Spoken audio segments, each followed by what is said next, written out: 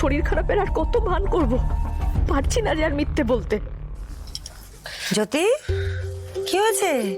এত চিন্তা কেন করছো? একদম চিন্তা করবে না, বাড়ির সবাই তো রয়েছে, নিচে রয়েছে, সবাই দেখছে তো কি করা যায়, তাই না? হ্যাঁ, আজ সবাই জেগেই থাকবে, কেউ ঘুমোবে না। আর ঘুম তো আসবে কি করে? আবার শুনছি পুলিশ আসবে নাকি বাড়িতে। পুলিশ? পুলিশ আসবে? হ্যাঁ, সেদিন বলে গেল না সেসব জেরা জবানবন্দি করবে, হয়তো সেসব কথাটা তো বলতেই আসবে। এমনিতে খোঁজাখুঁজি তো চলছে, সারা শহর জুড়ে তোলপাড়। ঋষিবাবু কোথায়? ওনাকে তো কোথাও দেখতে পাচ্ছি না। দাদাভাই ঠিক আছে, তুমি টেনশন করো না।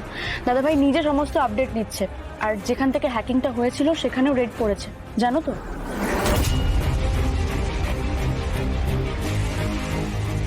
হ্যাঁ হ্যাঁ জানি, জিৎ বাসু তোমার দাদাকে ফোনে বলেছেন। দিদি, ভানুদা কোথায় ওরা সব? ওদের কি অ্যারেস্ট করে নিয়ে গেল পুলিশ?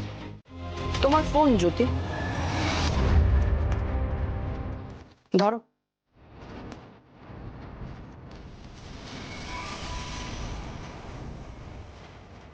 ধরো।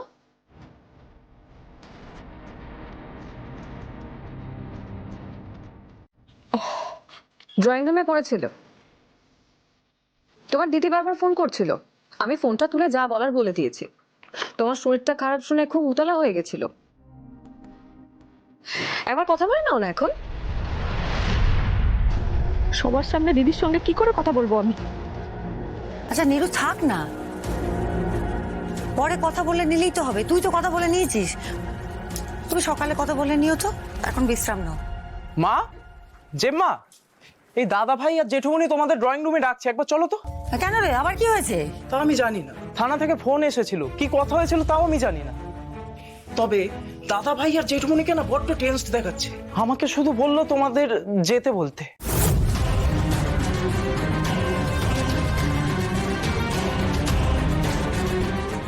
খেয়াল করলে শিখা, পাপেলের কথা শুনে জ্যোতির মুখটা কিরকম ফ্যাকাশে হয়ে গেল। ও ছোট বৌদি, তোমাকেও যেতে বললো জেঠু। মানে তোমার শরীরটা যদি ঠিক থাকে।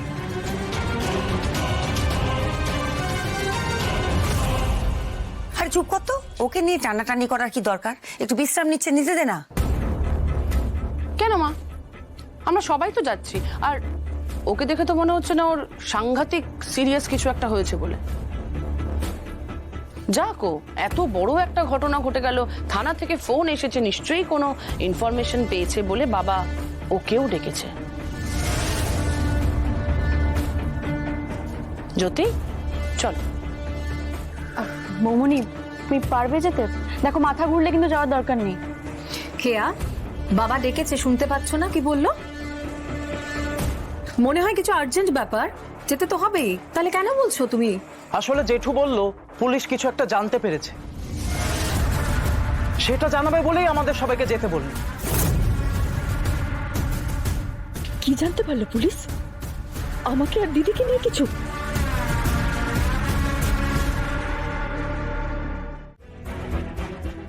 খুব বড় একটা সেটআপ করা হয়েছিল, পুলিশের তো সেটাই মনে হলো দেখে।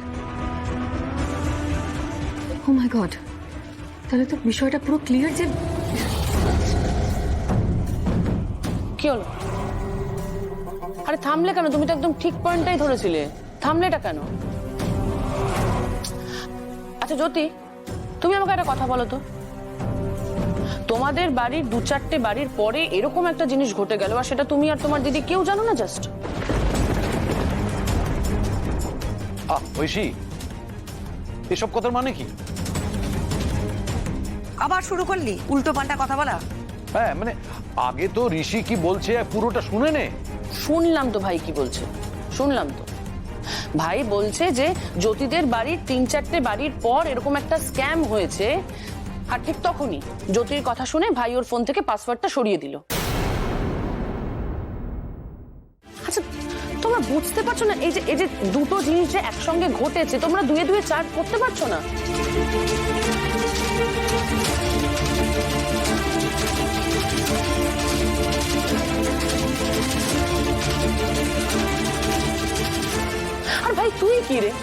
মাথায় কিছুই ঢুকছে না আজকাল। বুঝতে পারছিস না? তুই কিচ্ছু বুঝতে পারছিস না? ঐশী, এসব আবার কি শুরু করলি তোরা? কেন বুঝতে পারবো না, কিন্তু তোর ইঙ্গিতটা বুঝতে পারছি না। প্রশ্নটা হলো, 2-4টে বাড়ির পরের বাংলোতে ঘটনাটা ঘটেছে, ওদের বাংলোতে ঘটেনি, তাহলে বলছিস কেন? দাদা দিদি ভাই প্লিজ প্লিজ আপনারা এত ভোলাভালা হবেন না। সত্যি তোমাদের এই সমস্ত ঘটনার মধ্যে কোনো জটিলতা বোধ মনে হচ্ছে না? আর ঋষি, একটু ভালোভাবে খতিয়ে দেখো, ওদের বাড়ির 2-3টে বাড়ি পরেই কিন্তু ঘটনাটা ঘটেছে। আর কবে ঘটেছে? যবে তুমি ওকে তোমার ফোনের পাসওয়ার্ড দিয়েছো, তোমার ফোন খুলে দিয়েছো, ঠিক তবেই ঘটেছে। এর থেকে কি ব্যাপারটা পুরোটাই ক্লিয়ার নয়? দেখো, পুলিশ কিন্তু বারবার করে বলছে কোনো ডিজিটাল ফুটপ্রিন্ট কিন্তু পাওয়া যাচ্ছে না। তোমার ফোনের পাসওয়ার্ডটা তার মানে লিক হওয়ার পরেই ঘটনাটা ঘটেছে। কাকিমণি, দিদি ভাই, প্লিজ প্লিজ তোমরা চুপ করো প্লিজ। এক মিনিট কেন চুপ করাচ্ছেন ওনাদের? বুঝতে পারছেন না ওনারা সন্দেহ করছে আমাকে?